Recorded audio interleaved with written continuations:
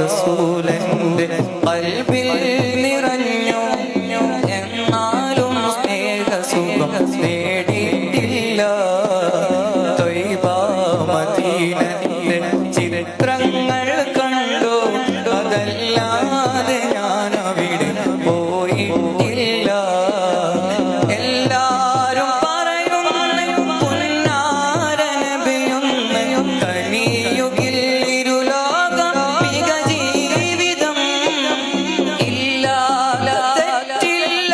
എല്ലാം നുണഞ്ഞിന്ന് ദുനിയാവിലലയുന്ന ദുരജീവിതം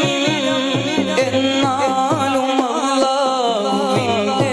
റസൂലിന്റെ കാരുണ്യം തേടുന്നു എന്റെ മനം